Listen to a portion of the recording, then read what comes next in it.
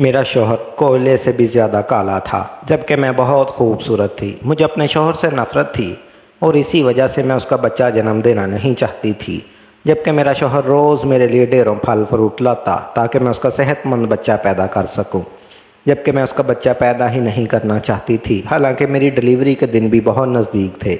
یوں ایک دن میں جان بوجھ کر پسلی تاکہ بچہ ضائع ہو جائے۔ جو ہی مجھے تیز درد شروع ہوا تو شوہر مجھے فوراً ڈاکٹر کے پاس لے گیا۔ کچھ دیر کے بعد مجھے ہوش آیا تو یہ دیکھ کر روح لرز گئی کہ میرا شوہر گود میں مردہ بچہ اٹھائے پورے ہاسپٹل میں مٹھائی بانٹ رہا ہے، اور جب وہ میرے پاس آیا تو اس نے مجھے ایسی چیز دکھائی کہ میرے پیروں تلے سے زمین نکل گئی، کیونکہ میں جب ہوش میں آئی تو میں ہاسپٹل کے بیڈ پر بے سود لیٹی ہوئی تھی۔ مجھے نرس نے افسردگی سے بتایا کہ ہم آپ کا بچہ بچا نہیں پائے۔ یہ خبر سن کر ایک لمحے کے لیے میرے دل کو کچھ ہوا تھا، جیسے میرے جسم سے کسی نے میری روح جدا کر دی ہو۔ میں نے خالی نظروں سے ارد گرد دوڑائی تو مجھے تنویر نظر آیا۔ اس نے گود میں مردہ بچہ اٹھایا ہوا تھا، وہ پورے ہاسپٹل میں مٹھائی بانٹ رہا تھا۔ مجھے ہوش میں دیکھ کر وہ بھاگ کر میری جانب آیا اور بولا، مبارک ہو رمشا، تم نے بیٹے کو جنم دیا ہے، مگر یہ مر گیا ہے، لیکن کوئی بات نہیں، میں اس کو اپنے پاس رکھوں گا، یہ بیٹا میرا ہے، میں اس کو دفن نہیں کروں گا۔ تنویر کی بات سن کر ایک دم سے میرا دل بیٹھ گیا تھا۔ اس نے مجھے بچے کی شکل دکھائی، وہ ہو بہو میری ہی کاپی تھا۔ سرخ اور سفید رنگت، پیاری سی ناک، چھوٹے چھوٹے ہونٹ، ایک دم سے میرے دل پر ڈھیروں بوجھ پڑ گیا تھا۔ میں پھوٹ پھوٹ کر رو دی تھی۔ تنویر بھی رونے لگا تھا، لیکن وہ بولا، رمشا رونے کی ضرورت نہیں، یہ میرا بیٹا ہے، ہمارے گھر جائے گا، ہمارے ساتھ ہی رہے گا۔ میں نے اس کی بات کو تنویر کا جذباتی خیال کیا تھا۔ میں یہ نہیں جانتی تھی کہ وہ اپنے دن کا پکا ہے، وہ جو کہہ رہا تھا کر گزرے گا۔ اگلے دن مجھے ہاسپٹل سے ڈسچارج کر دیا گیا۔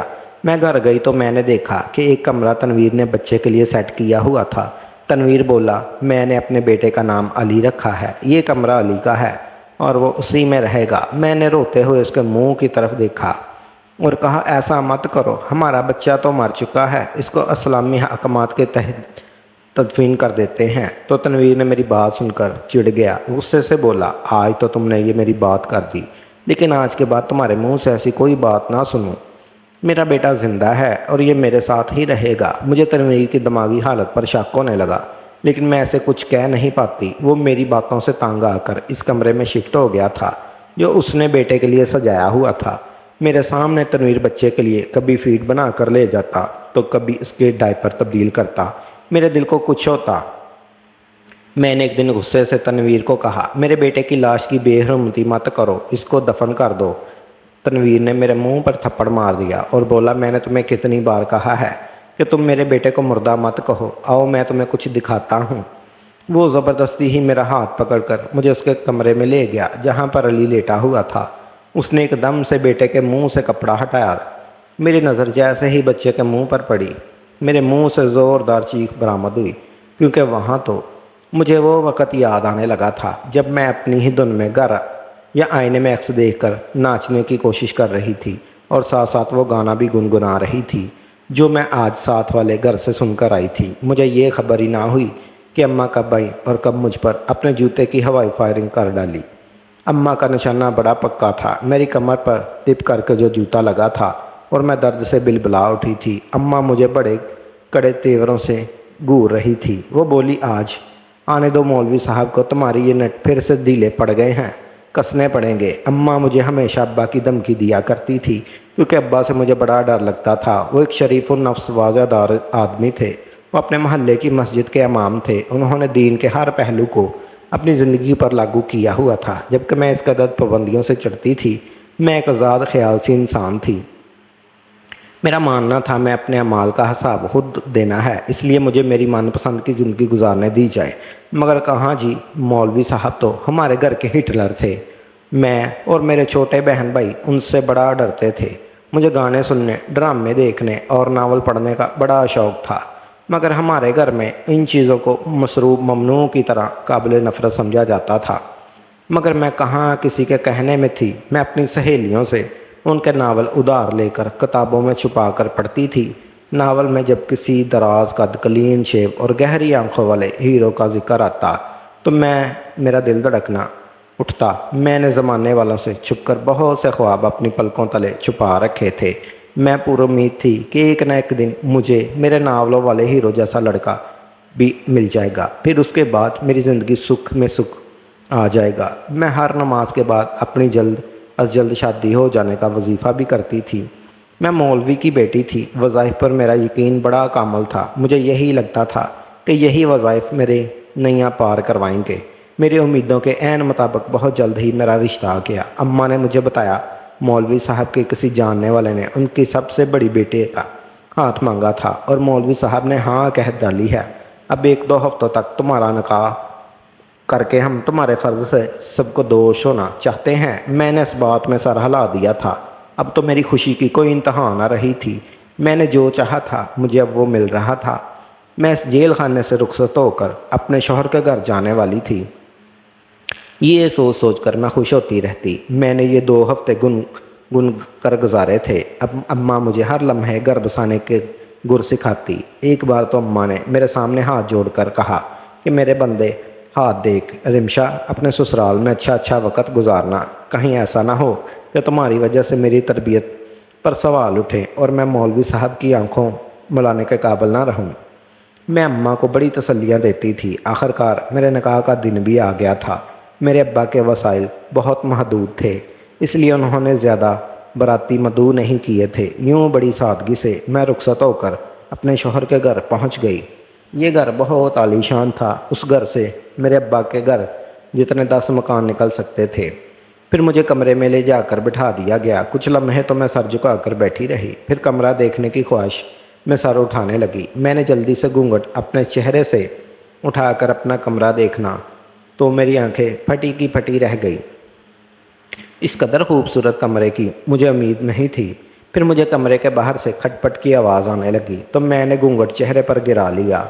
चंद मिनट के बाद ही मेरा दुल्हा कमरे में आया और कदम कदम चलता हुआ मेरे पास आकर बैठ गया। मैं मुस्कुराने लगी। मेरे शौहर ने मेरा घूंघट उठाया तो मैंने नज़रें नीचे किए बैठी रही।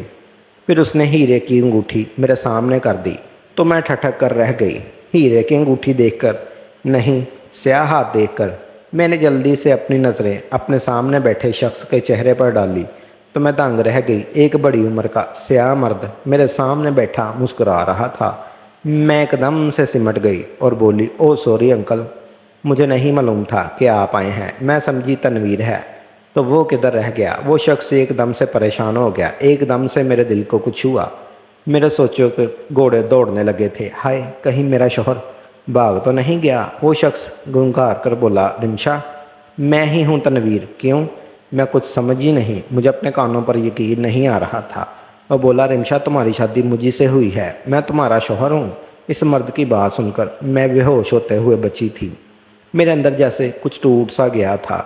मैंने एकदम से दाड़े मार मार कर रोना शुरू कर दिया था। तनवीर भी घबरा के रह गया था। वो मुझसे मेरे रोने की वजह पूछने लगा तो मैंने सर दर्द का बहाना किया और लेट कर रोने लगी। फिर वो मेरे लिए गोली लेकर आया, खाना पीना भी लाया, मगर मैंने अपने मुंह से कपड़ा नहीं हटाया था। मैं सारी रात से सती रही। मैंने दिल ही दिल में अब्बा को मुखातब करके कहा था, दुनिया में तो काबिल इज़्ज़त मौलवी साहब बने बैठे हो ना, क़यामत वाले दिन मैं अल्लाह से आपकी शिकायत ज़रूर करूँगी। सुबह हुई तो तनवीर मेरे पास आकर बैठ गया। वो बोला, रिमशा, मैं जानता हूँ कल रात सर्द नहीं था। तुम शायद खुद से दोगुनी उम्र के मर्द को अपना शौहर तस्लीम नहीं कर पा रही हो। मैं जानता हूँ कि मैं उम्र में तुमसे बड़ा हूँ, तुमसे कम सूरत हूँ, मगर मैं कम सीरत हरगिज़ नहीं हूँ। मैं तुम्हें अपने घर की महारानी बनाकर रखूँगा। तुम्हारे कदमों में दुनिया की नेमत ला कर ढेर कर दूँगा। मैं तुम्हें इतना सुख दूँगा कि तुम अपनी किस्मत पर रश्क करोगी। तनवीर ने जो कहा था वो सच करके दिखाया था। वो सच में मेरी बहुत इज्जत और कदर करता था। वो मेरे नखरे उठाकर बेजार नहीं होता था। मैं उसको झिड़क देती तो वो फिर मेरे पास आकर मुझे मनाने लगता। तनवीर ने सही मायनों में मुझे अपने घर की मलका बनाया हुआ था, जबकि मैं तनवीर के साथ सीधे मुंह बात भी नहीं करती थी। वो मुझसे कोई सवाल करता तो मैं उसको कड़वा सा जवाब दे देती थी ताकि दोबारा इसकी हिम्मत मुझसे बात करने की ना हो। लेकिन फिर भी बहुत मुश्किल मजाज था। तनवीर मुझसे अक्सर कहा था, تم یہاں وہاں جایا کرو تاکہ تمہارا ماحول تبدیل ہو، لیکن میں اپنی زندگی سے اس قدر بیزار ہو چکی تھی کہ کسی کے ساتھ منا کر جی ہی نہیں چاہتا تھا۔ اب تو ٹی وی بھی نہیں دیکھتی تھی، رسالہ پڑھنا بھی میں نے چھوڑ دیا تھا۔ میں نے کتنے حسین خواب دیکھے تھے اور ان کی کتنی بھیانک تعبیر ہوئی تھی، لیکن پھر زیادہ دن مجھ سے گھر بھی نہیں رہا گیا، کیونکہ میں تو یہاں وہاں گھومنے پھرنے والی مست ماحول لڑکی تھی۔ گھر کی تنہائی سے میں اکتا کر اپنے پڑوسن کے گھر چلی گئی۔ ان کا گھر تو ہمارے گھر جیسا خوبصورت نہیں تھا اور وہ حیثیت بھی بہت کم تھے، لیکن ہمارے پڑوس کی بیٹی میری ہم عمر نکلی، اس لیے میں اس کے ساتھ بیٹھ کر بات چیت کرنے لگ گئی۔ وہ خاصی خوشگوار گفتار لڑکی تھی۔ اس سے بات کر کے میں ایک دم سے ہلکی پھلکی ہو گئی تھی۔ میں اس لڑکی کی کمپنی سے کافی متاثر ہوئی تھی، اس لیے میں نے ایمن کے ساتھ دوستی کر لی۔ میں نے اسے اپنے گھر آنے کی دعوت دی۔ وہ ایک دو بارہ میرے گھر آئی تھی، لیکن زیادہ تر میں ہی ایمن کے گھر جاتی تھی۔ ایک دن میں ایمن کے ساتھ بیٹھی بات کر رہی تھی جب ایک پیارا سا لڑکا لاؤنج میں داخل ہوا تھا۔ وہ بالکل کسی ہیرو کی طرح ہی دکھتا تھا۔ میں نے ایمن سے پوچھا یہ لڑکا کون ہے؟ تو وہ بولی یہ میرا بڑا بھائی عمران ہے۔ وہ لڑکا اپنے کمرے میں چلا گیا تو میں بھی تھوڑی دیر بعد اٹھ کر اپنے گھر آ گئی۔ آج میرا موڈ بہت سخت خراب تھا۔ مجھے تنویر کی شکل سے ہی نفرت ہونے لگی تھی۔ وہ جب آفس سے لوٹ کر واپس آیا تو میں اس کے ساتھ لڑنے لگی تھی۔ وہ ہمیشہ کی طرح میرے نخرے اٹھا رہا تھا، لیکن میرا جی چاہ رہا تھا کہ وہ اپنی منحوس صورت لے کر میرے سامنے سے غائب ہو جائے۔ یوں غصہ کرتے کرتے میری طبیعت خراب ہو گئی تھی۔ میں کچن میں پانی پینے گئی تو وہیں پر بے ہوش ہو کر گر گئی تھی۔ تنویر دوڑتا ہوا میرے پاس آیا اور مجھے اٹھا کر ڈاکٹر کے پاس لے گیا۔ ڈاکٹر نے بتایا کہ میں امید سے ہوں۔ یہ خبر سن کر مجھ پر قیامت ہی ٹوٹ پڑی۔ میں نے نفی میں سر ہلا دیا اور دل میں ارادہ کر لیا کہ میں اس کالے کے کلوٹے انسان کے بچے کو ہرگز جنم نہیں دوں گی۔ میں نے سوچ لیا تھا کہ میں تنویر سے طلاق لے لوں گی، اس طرح میری تنویر سے جان بھی چھوٹ جائے گی اور میرے ابا سے میرا بدلہ بھی پورا ہو جائے گا۔ گھر آ کر بھی میرا موڈ سخت ناخوشگوار رہا۔ تنویر میری منتیں کرتا رہا کہ تم اپنا موڈ اچھا کر لو، نہیں تو بچے کی صحت پر اثر پڑے گا۔ اگلے دن صبح ہوتے ہی میں ایمن کے گھر پہنچ گئی تھی۔ میں اس کے گلے لگ کر پھوٹ پھوٹ کر رو رہی تھی۔ اس نے وجہ پوچھی تو میں نے یہ نہیں بتایا کہ میں ماں بننے والی ہوں، بلکہ میں نے اسے کہا تنویر میرے ساتھ بہت لڑتا ہے، کل رات بھی اس نے مجھے بہت مارا ہے۔ ایمن میرے لیے پریشان ہو گئی تھی۔ وہ مجھے دلاسے دینے لگی تھی۔